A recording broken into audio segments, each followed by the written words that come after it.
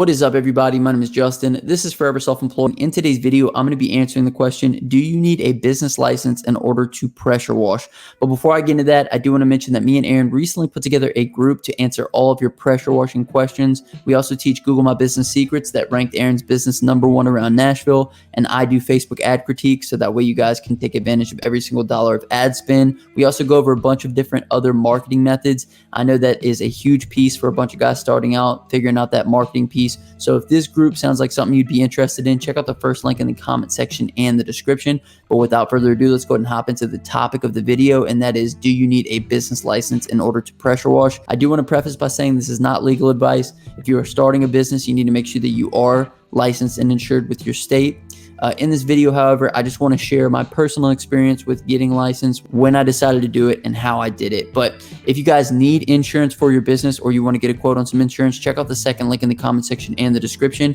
It'll give you guys a free quote in as little as 10 minutes, and I'm going to touch on insurance a little more at the end of the video. But let's go ahead and get into licensing. So if you're looking to get licensed, you're going to need to go to your local courthouse and ask about getting a business license for your state. This is going to vary from state to state.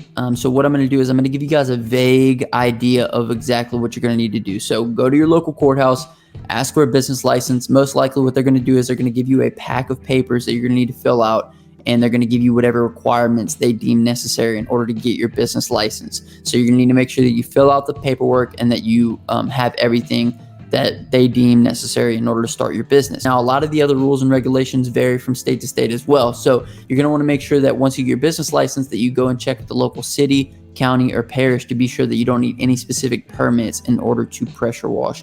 And that might be something that the court can answer for you. However, I just know that some states are a little bit more strict on water usage, water reclamation, things like that. So go to the courthouse, ask for the paperwork to get the business license, fill out the paperwork, meet the requirements, and then check with the city, county, or parish to see if you need any specific permits to pressure wash. So for me, whenever I first started, I wanted to be sure that this was something that I wanted to do, that I was capable of doing, something that I would enjoy doing. So when I first started, I did my friends' houses in concrete. I did my family's houses in concrete.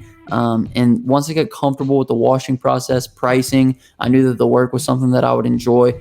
Then I went down and got my license and insurance. Now, the insurance, as I mentioned before, is a huge piece, and I will be doing another video specifically on insurance, but it's just one of those things that you would rather have, not need, than need and not have. Like I've had a couple different people on the channel that have made like some $15,000 mistakes in their business. And for some of you just starting out, you probably haven't even made $15,000 yet. So if you made a $15,000 mistake, you would be out of pocket for that. So insurance is a huge piece. Like I said, second link in the comment section description. I hope this helped you guys out. I have to be super vague because all I really know is the state that I applied to get my business license in, and this is the rough idea of what I had to do, but I'm pretty sure it's about the same from state to state.